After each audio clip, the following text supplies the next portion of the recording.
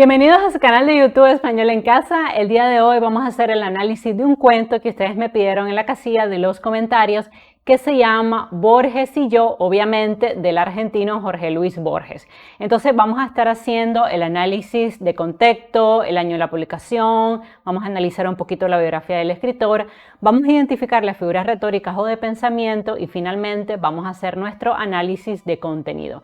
Pero antes de continuar, si es la primera vez que estás viendo un video en mi plataforma educativa, te pido que por favor te suscribas a mi canal, me regales un like y compartas el link de este video con otras personas que están aprendiendo español. Y si en este momento estás tomando algún curso de literatura, del siglo de oro español, si estás elaborando un ensayo y no sabes por dónde empezar, tienes dudas a la hora de elaborar una buena conclusión, con una buena tesis, cómo soportar esta tesis con argumentos en el desarrollo de tu trabajo, cómo hacer una buena conclusión con listas de referencias o cómo aplicar normativa APA o normativa MLA, recuerda que puedes contratar mis servicios desde $100 al mes hasta $500 al mes. Evidentemente los niveles varían en la cantidad de horas que puedes recibir conmigo y también obviamente en la profundidad de la ayuda. Así que la inmensa mayoría de ustedes inician en el nivel de $100 al mes y luego se mueven obviamente a los otros niveles si necesitan más horas.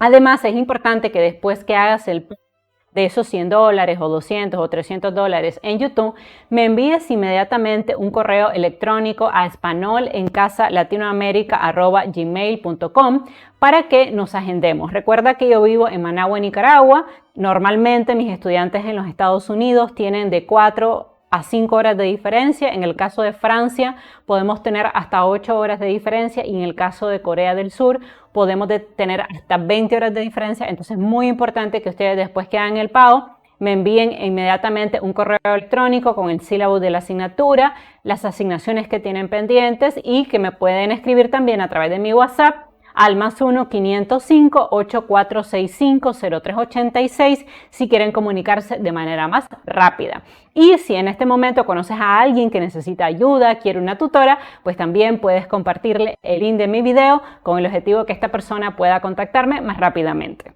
También quisiera agradecer, antes de continuar, a las personas que envían su donativo todos los meses a mi canal. Muchas gracias a Janet Acosta, El Planeta de Abraham, Rodolfo, Noé, Miguel, Hipólito, Orlando, Arelicia, Verónica.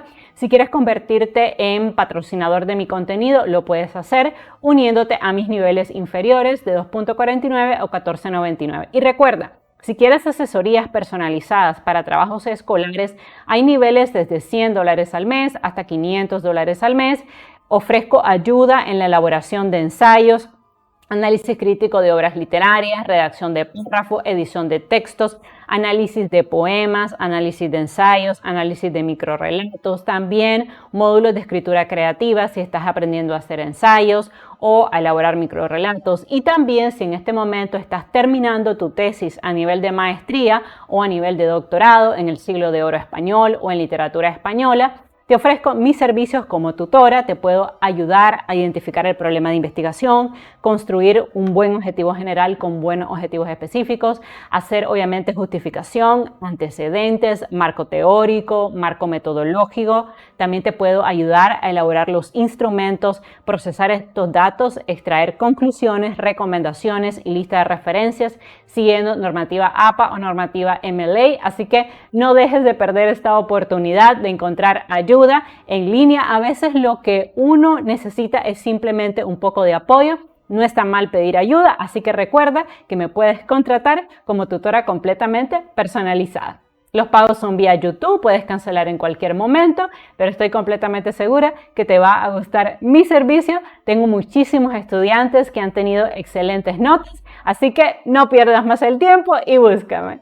Ok, vamos a comenzar entonces hablando un poquito de quién fue Jorge Luis Borges, porque a la hora de analizar una obra literaria yo siempre les digo que los pasos son básicamente los mismos, ¿no? Primero hablar un poquito del autor, saber el año de la publicación, obviamente hacer la lectura, luego identificar las figuras retóricas, identificar los grandes temas, también el género o movimiento literario al que pertenece la obra, identificar palabras importantes, palabras clave, palabras desconocidas o con profundo simbolismo, que lo vamos a hacer en este cuento, identificar el intertexto si aplica. Luego también es muy importante identificar claramente los temas que hay dentro de la obra. Posteriormente, hacer la lectura, yo recomiendo unas 3 veces, y después, obviamente, es muy importante hacer identificación de los temas o los elementos más importantes y finalmente los recursos literarios y brevemente hacer un análisis de contenido. A grandes rasgos, esos son los pasos que debes de seguir a la hora de analizar cualquier obra. Con la excepción de que si fuera un poema, tendrías que analizar la métrica y la rima, ¿no? Y que no es el caso aquí porque es un cuento.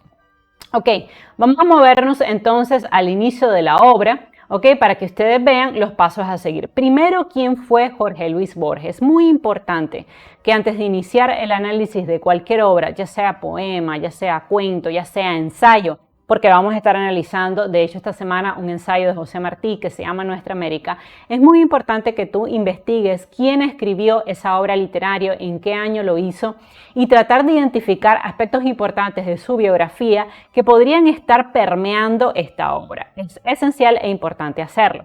Entonces, en primer lugar, puedo decirles de Jorge Luis Borges, porque tengo un video biográfico de él, que fue un escritor argentino que nació con una enfermedad en la retina que se llamaba miopatía degenerativa.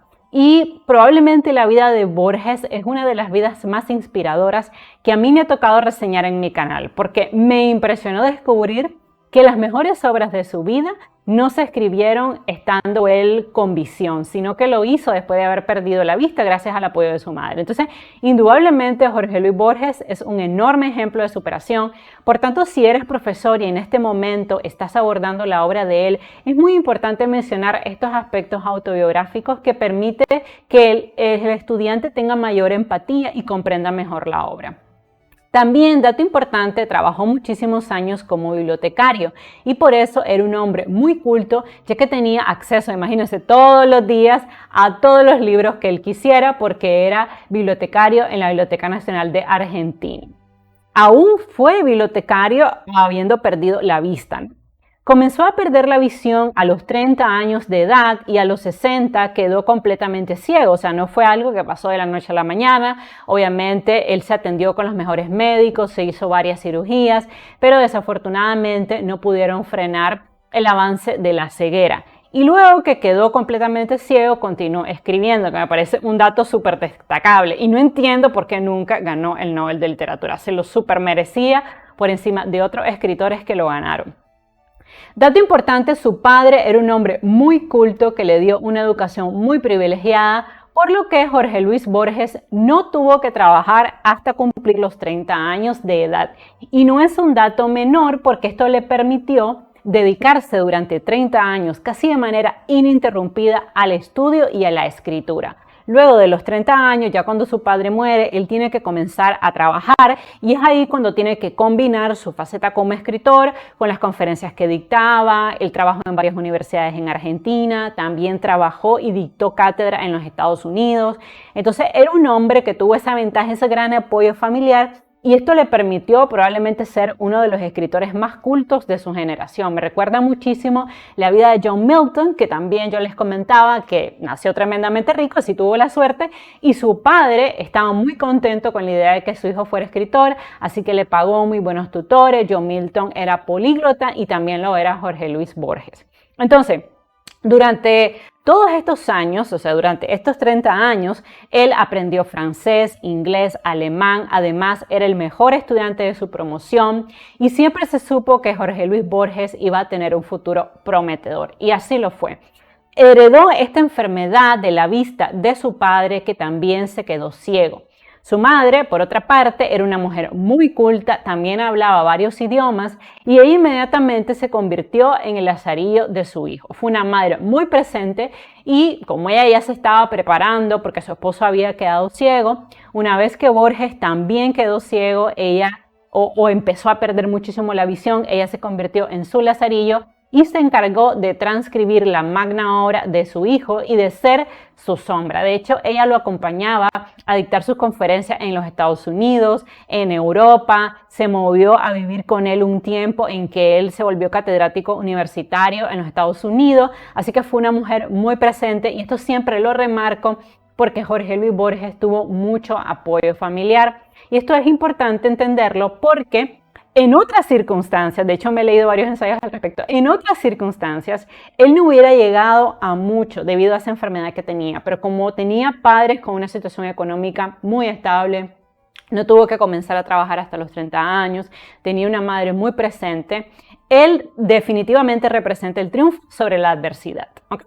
Entonces, aspecto muy meritorio, Borges jamás dejó de escribir y cuando su madre murió, él contrató asistentes que le permitieran continuar con su proceso de escritura. De hecho, él mismo contaba en sus entrevistas que él ideaba los cuentos en su cabeza y luego, al otro día, porque normalmente lo hacía de noche, se los dictaba a sus escribanos o a sus secretarios, porque Jorge Luis Borges nunca aprendió braille, como una manera de resistirse obviamente a la enfermedad.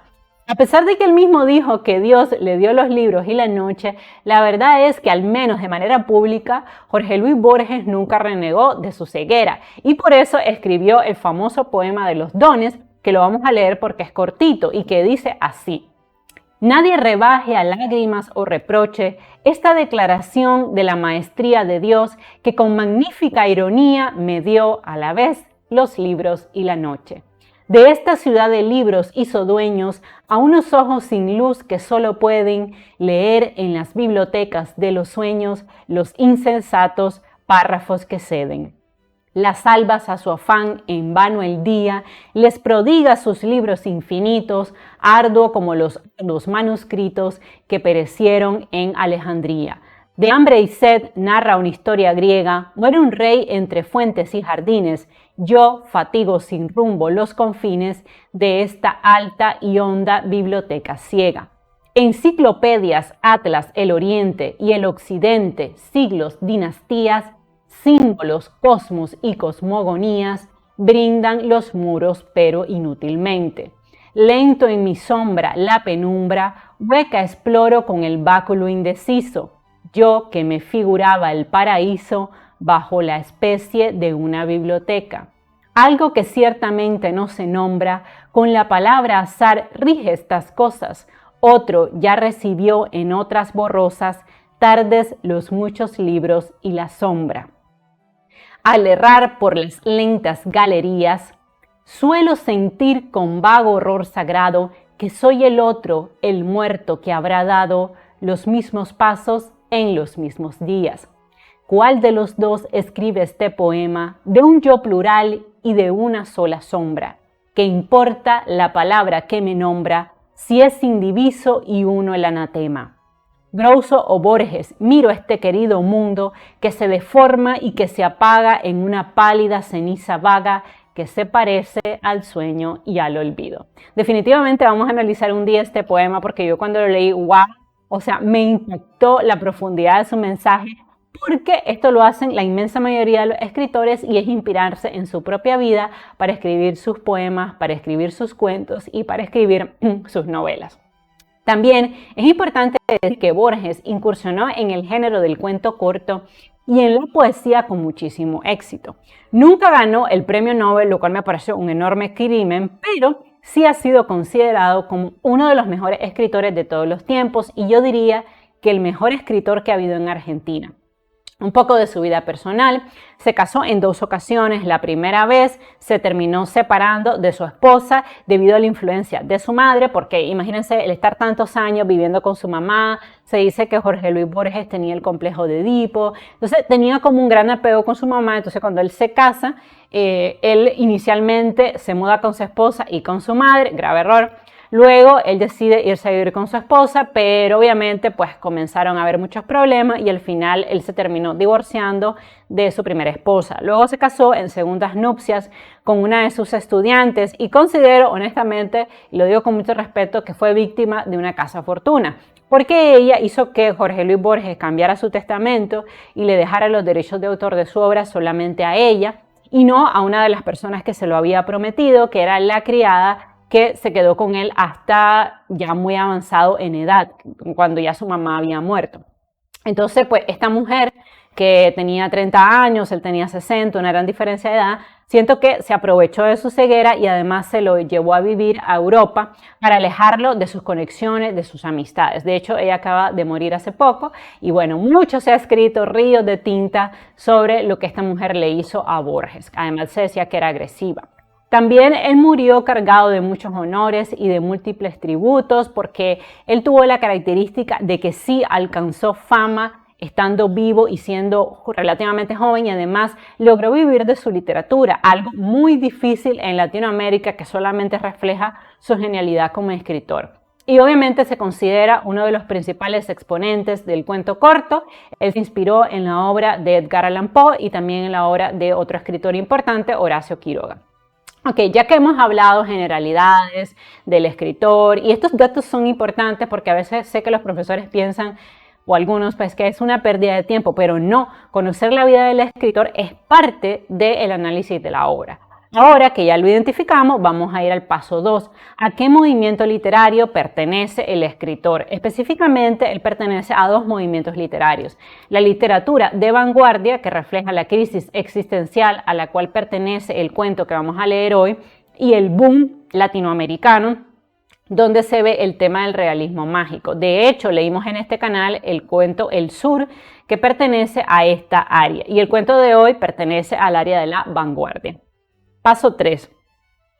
El género literario específico al que pertenece la obra, o sea, si es poema, si es cuento, si es ensayo, si es novela. Entonces, de hecho, no es un poema, aunque contiene algunos elementos poéticos, realmente es una obra en prosa más cercano al cuento y se mueve un poco entre el ensayo y el cuento corto, ¿no? En la obra hay dos personajes en uno solo.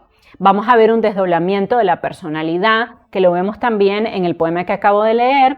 Y el propósito de la obra es reflejar la gran complejidad del individuo de manera interna y esto se ve claramente en la estructura narrativa de este cuento corto o de esta escritura en prosa. Paso 4.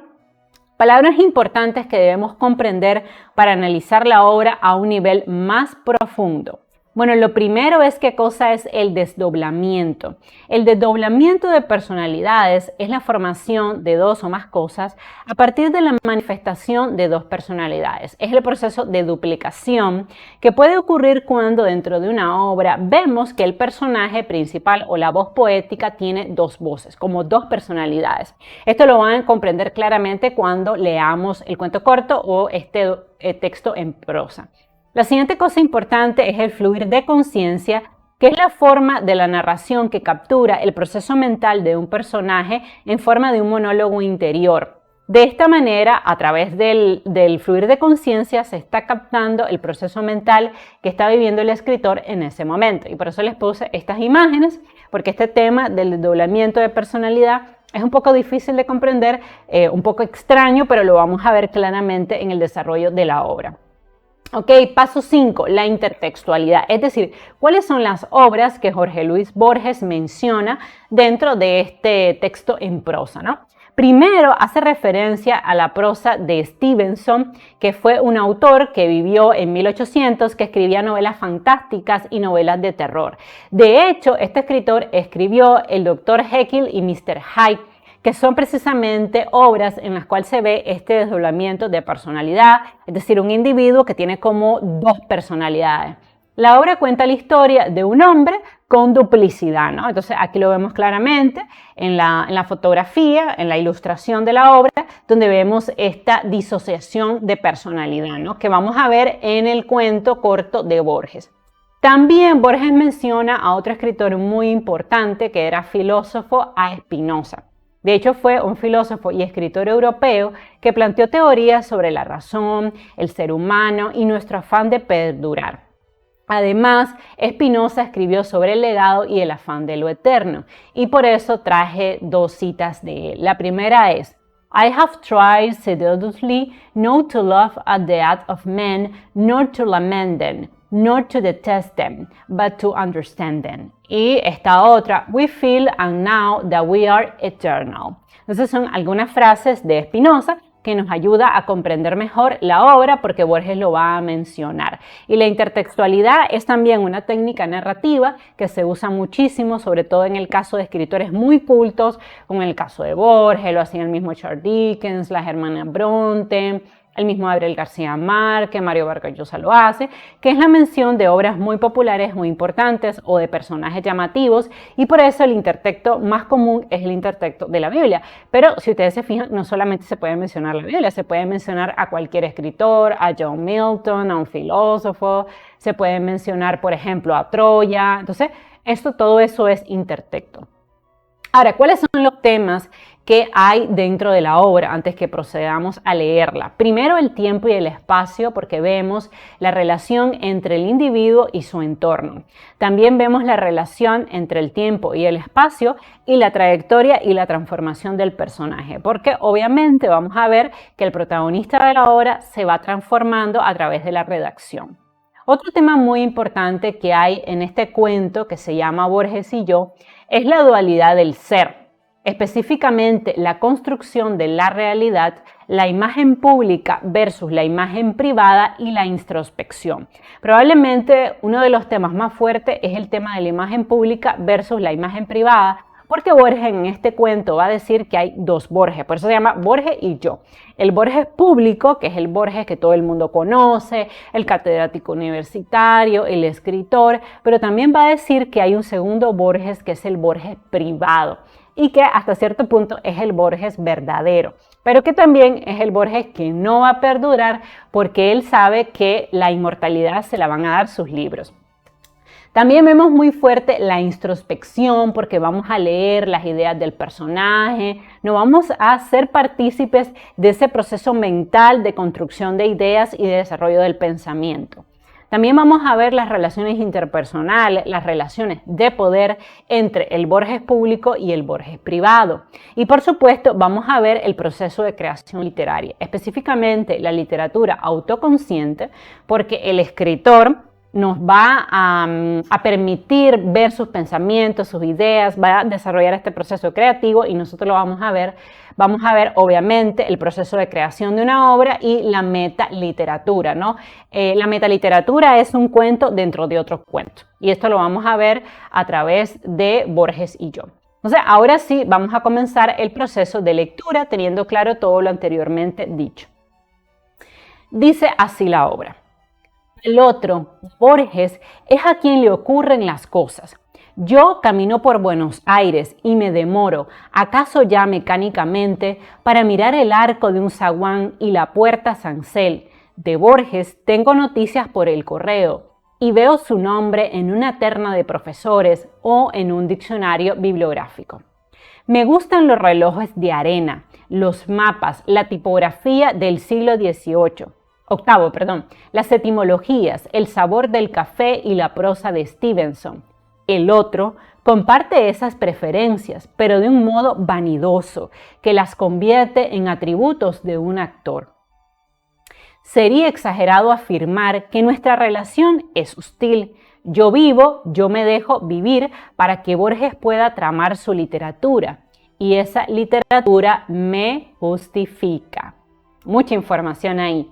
Nada me cuesta confesar que ha logrado ciertas páginas válidas, pero esas páginas no me pueden salvar, quizás porque lo bueno ya no es de nadie, ni siquiera del otro, sino del lenguaje o la tradición. Por lo demás, yo estoy destinado a perderme, definitivamente, y solo algún instante de mí podrá sobrevivir en el otro.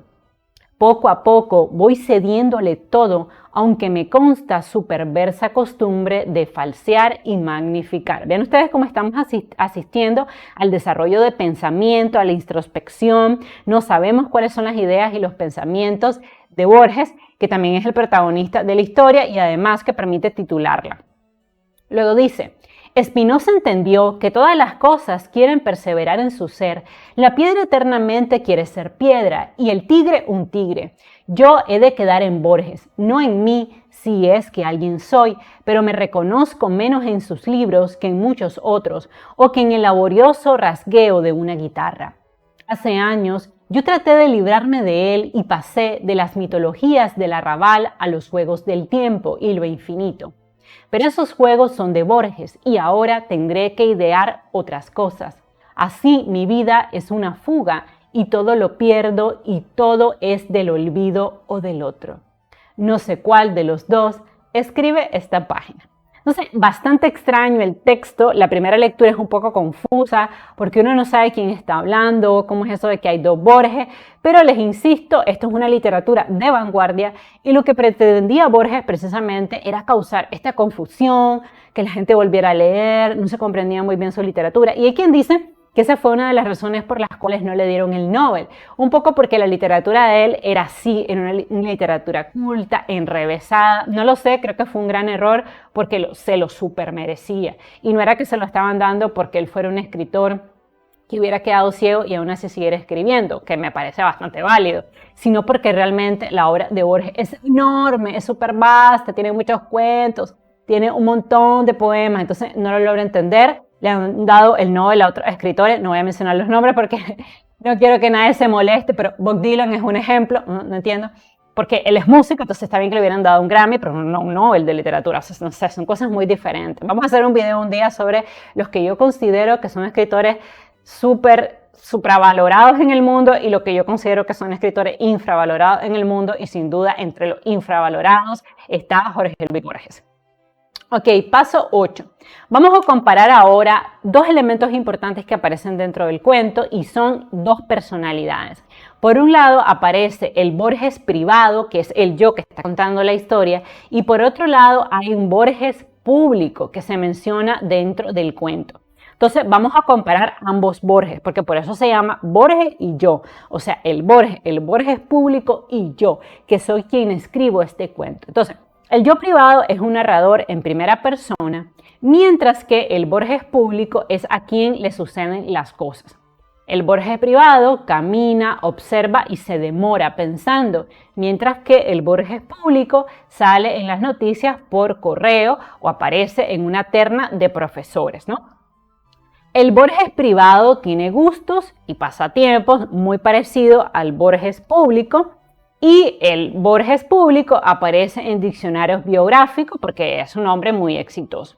El Borges privado vive, deja vivir, se muestra sencillo, mientras que el Borges público es el Borges vanidoso, el que ha recibido reconocimientos, el que es catedrático universitario, y me llama la atención, un Borges actor. Es decir, un Borges que para ser aceptado socialmente tiene que reprimir muchos de los impulsos del Borges privado para ser exitoso, ¿no?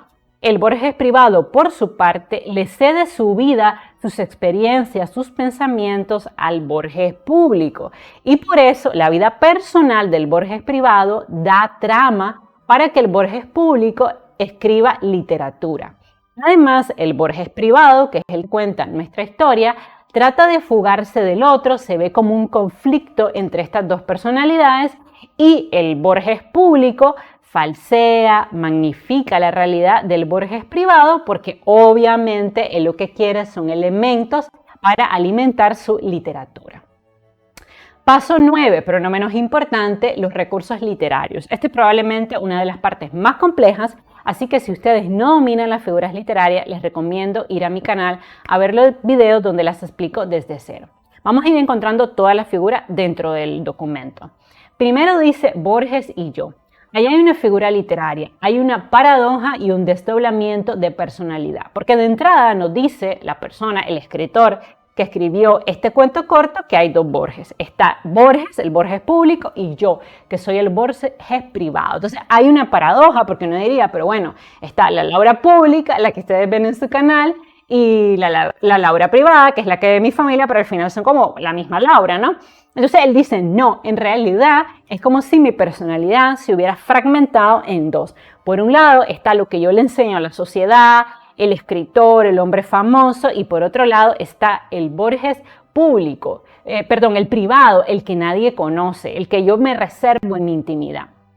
Luego dice, al otro, a Borges, es a quien le ocurren las cosas. Yo camino por Buenos Aires y me demoro, acaso ya mecánicamente, para mirar el arco de un zaguán y la puerta cancel. De Borges tengo noticias por el correo y veo su nombre en una terna de profesores o en un diccionario biográfico. Entonces, vean ustedes cómo evidentemente el Borges privado está conflictuado con el Borges público y está creando un distanciamiento entre los dos Borges.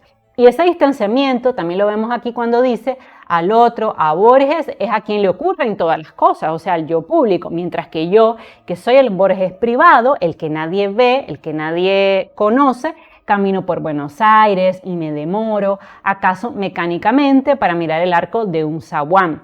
De Borges tengo noticias por correo, o sea, del Borges público, y veo su nombre en una terna de profesores o en un diccionario bibliográfico. Entonces vemos la yuxtaposición muy fuerte de dos personalidades entre el Borges privado y el Borges público. Vemos también la existencia de la metaliteratura, que es la literatura autoconsciente, porque nosotros nos damos cuenta que este Borges privado nos está contando todos sus pensamientos. También vemos claramente otra técnica narrativa que se llama fluir de conciencia, porque vemos la descripción de todos los pensamientos del escritor dentro de la obra. Siempre en el link de la descripción de todos mis videos les dejo el imprimible de la clase. No cobro nada porque ustedes descarguen los documentos, ustedes los pueden usar. Así que una vez que vean el video, una excelente manera es descargar el imprimible de la clase para que ustedes además creen su carpeta o aclaren cualquier duda. No sé, pero aquí se los puse a manera de comentario la técnica narrativa porque esto es pregunta de examen. ¿Cuáles son las figuras literarias y cuáles son las técnicas narrativas que identifica dentro de este cuento? Ya vemos una, el fluir de conciencia.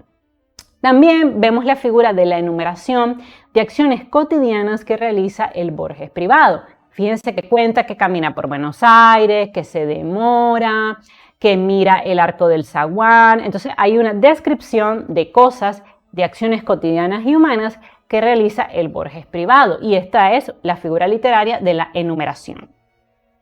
Luego dice, me gustan los relojes de arena, los mapas, la tipografía del siglo XVIII, las etimologías, el sabor del café y la prosa de Stevenson. El otro comparte esas preferencias, pero de un modo vanidoso, que las convierte en atributos de un actor. Esta parte me encanta porque siento que aquí revela uno de los grandes secretos que hay dentro del cuento. Y es que obviamente, siendo famoso, exitoso, porque lo fue, Jorge Luis Borges tenía un cierto sentido de vanidad. Entonces dice él, hay una contraposición porque dice el Borges privado, que soy yo, soy sencillo, me gustan los gustos sencillos, yo camino por Buenos Aires, me gustan los relojes. En cambio dice el Borges público es el Borges vanidoso, además el actor de los eventos, el que sale todos los días con su careta a insertarse dentro de la sociedad. Entonces me gustó porque esta línea desenmascara este sentido de que todos salimos a la vida a actuar, ¿no? Eso de ser completamente genuino no existe, porque si fuéramos completamente genuinos, pues nadie nos aceptaría. Entonces él está aquí como quitándose la careta y diciendo, yo soy el verdadero Borges, porque el otro, el que ustedes conocen, el famoso, es el Borges público.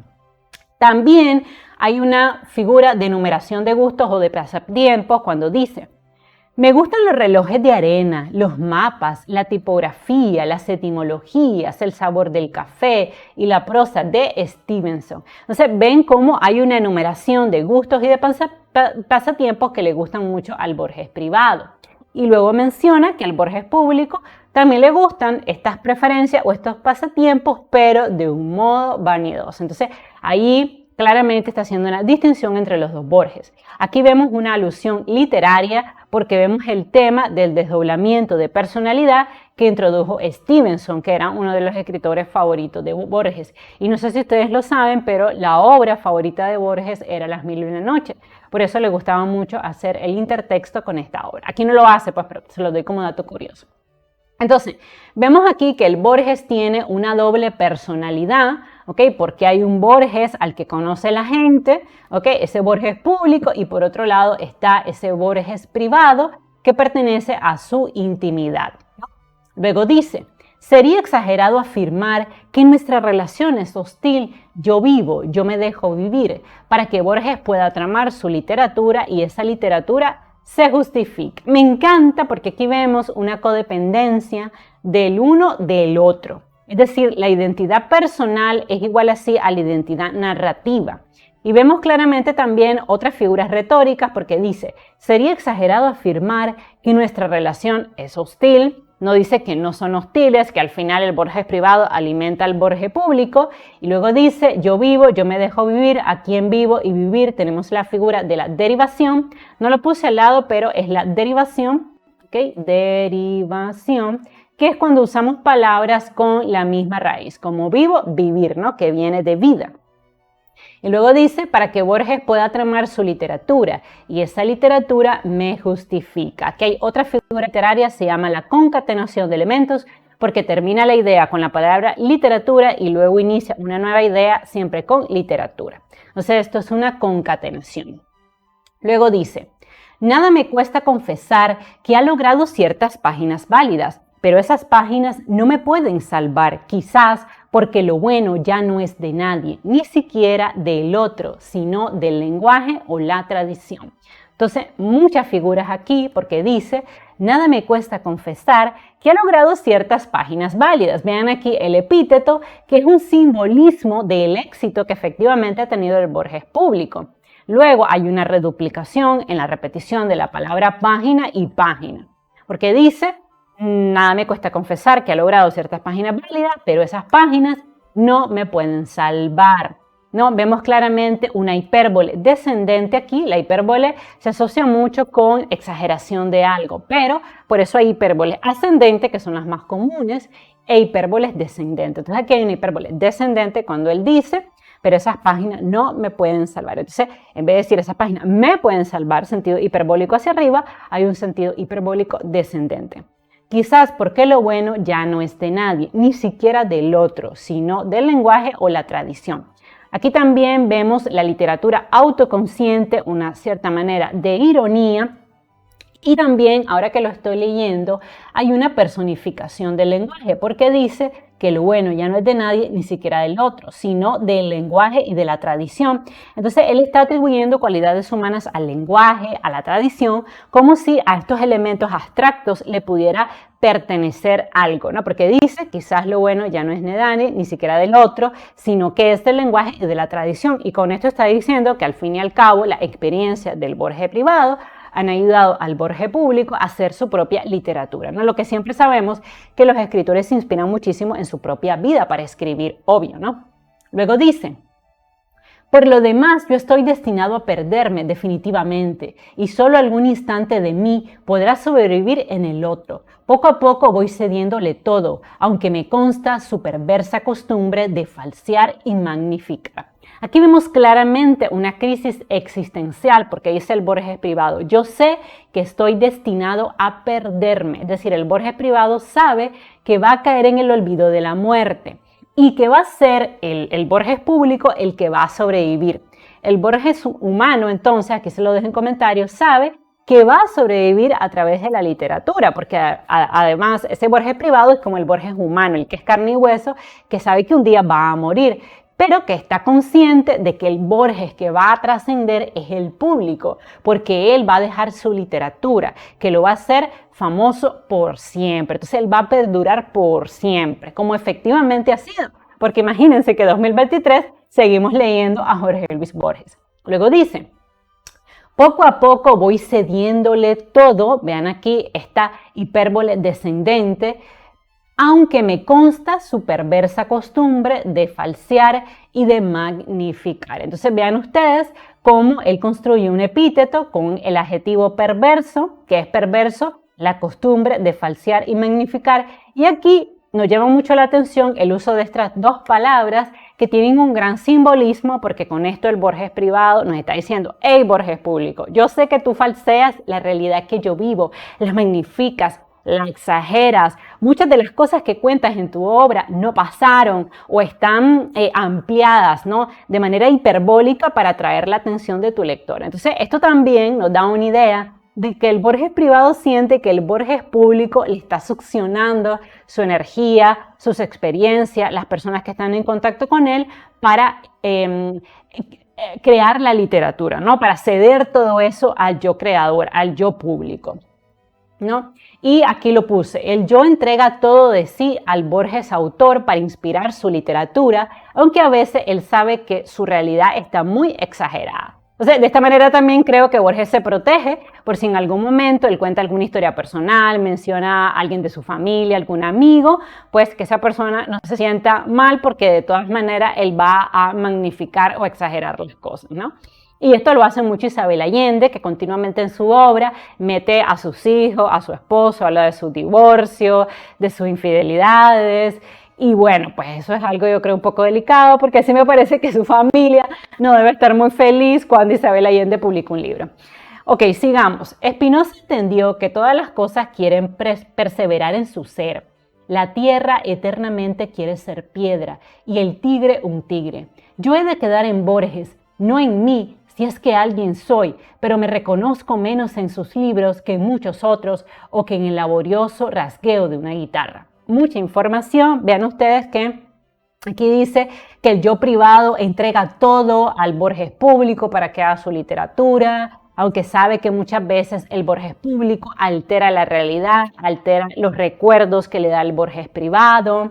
También vemos alusiones filosóficas aquí a Spinoza, que hablaba precisamente del deseo que tenían los seres humanos de perdurar, ¿no? Luego dice que el yo privado permanecerá o sobrevivirá de una u otra manera a través del yo público. Y aunque no siempre se reconoce en la literatura que él escribe, el yo privado tiene claro que le da paso al yo público. Luego también me llama la atención otras cosas porque dice, Spinoza entendió que todas las cosas que quieren perseverar en su ser. La piedra eternamente quiere ser piedra. Vean aquí la reduplicación, la repetición de la palabra piedra. Luego el tigre quiere ser tigre. Aquí hay una reduplicación y luego dice, yo he de quedar en Borges, no en mí si es que alguien soy. Vean, está como dudando de él mismo, pero me reconozco menos en sus libros que en muchos otros o que en el laborioso rasgueo de una guitarra. Aquí tenemos evidentemente un epíteto, ¿ok? Porque como es el rasgueo de la guitarra es laborioso. Entonces aquí es importante porque vemos una acotación que refleja el pensamiento interno y humilde del escritor o del yo privado cuando entre paréntesis pone si es que alguien soy. Entonces vemos claramente, ¿no?, que él es humilde, él no está diciendo, bueno, humilde aunque arriba dijo que Borges era vanidoso, pero hasta cierto punto, entre paréntesis, dice el yo privado que está consciente que prácticamente él no es nadie, ¿no? Él no es algo importante. Entonces vemos aquí esa acotación, esa aclaración que se utiliza mucho esta técnica en teatro, cuando, por ejemplo, en la casa de Bernarda Alba vemos paréntesis y dice, Bernarda levanta su báculo y golpea a la hija, ¿no? Entonces las acotaciones son estas aclaraciones que le ayudan mucho, sobre todo a los actores cuando están interpretando una obra de teatro, ¿no? Entonces vemos también que el yo sabe que va a sobrevivir, el yo privado sabe que de una u otra manera él va a sobrevivir al encuentro del Borges público porque alimenta su literatura. Luego dice, hace años yo traté de librarme de él y pasé de las mitologías del arrabal a los juegos con el tiempo y el infinito, pero esos juegos son de Borges y ahora tendré que idear otras cosas. Entonces vean ustedes aquí claramente el uso de figuras retóricas o de pensamiento. Vemos la creación de una imagen auditiva porque dice hace años yo traté de librarme de él. También hay una personificación de ese Borges público y pasé de la mitología del arrabal a los juegos con el tiempo y el infinito. Vean aquí la creación de esta imagen, pero esos juegos, hay una reduplicación, repetición de juegos, pero esos juegos son de Borges, aquí está de nuevo, y ahora tendré que idear otras cosas, es decir, ahora tendré que idear otros temas para la literatura pública, ¿no? Para el yo público. Luego dice, así mi vida es una fuga y todo lo pierdo y todo es el olvido del otro. No sé cuál de los dos escribe esta página. Entonces aquí vemos que su vida es cíclica porque dice, empieza en mí el Borges, en el Borges privado, pero termina en el Borges público. Entonces vemos una construcción cíclica que conecta con el título que se llama Borges y yo. Entonces vean ustedes cómo finaliza de manera cíclica, haciendo alusión precisamente a que estos Borges al final se van a fusionar en uno. Y aquí vemos una ambigüedad o una paradoja, una especie de crisis existencial cuando él dice, no sé cuál de los dos escribe esta página. Y esto obviamente en nosotros causa un sentido de extrañeza, de confusión, pero ese es precisamente el objetivo de la obra. ¿Okay? Ahora vamos a movernos al paso 10, que es el análisis de contenido del cuento corto. En el texto se ve claramente la lucha entre el Borges privado y el Borges público. El Borges privado es el que alimenta al Borges público. En el texto se ve claramente el fluir de conciencia y el desdoblamiento de personalidad que experimenta el yo poético. Es como si Borges se dividiera en dos personalidades. Uno es el Borges público, el escritor, la persona famosa, el profesor exitoso. Y el otro es el Borges privado, el que nadie conoce y el que no va a perdurar a través del tiempo. El Borges privado se muestra humilde y su vida sencilla alimenta al Borges público, que es el Borges escritor. Además, el Borges privado se enfrenta con el Borges público, con el cual dice compartir los mismos gustos. Este Borges público produce literatura, es profesor y hombre de mundo, mientras que el Borges privado experimenta este fluir de conciencia y esta disociación de personalidad, haciendo preguntas interesantes sobre el sentido de la vida y la capacidad de perdurar a través de la literatura. Bueno, y este ha sido mi análisis del cuento Borges y yo, de Jorge Luis Borges. Me encantaría saber en la casilla de los comentarios qué interpretación le dan a este cuento, si como yo opinan que hay un desdoblamiento de personalidad. También me encantaría saber en la casilla de los comentarios qué otro cuento de Borges o de otro escritor te gustaría que analizara en este canal. Les pido finalmente que se suscriban, que me regalen un like, que compartan el link de este video con otras personas que estudian español, que aman la literatura. Y les recuerdo que si desean recibir asesorías completamente personalizadas vía Meet conmigo, solo deben ir a mi canal de YouTube y tengo niveles desde $100 al mes. Les mando un beso y un abrazo y nos seguimos viendo. Bye bye.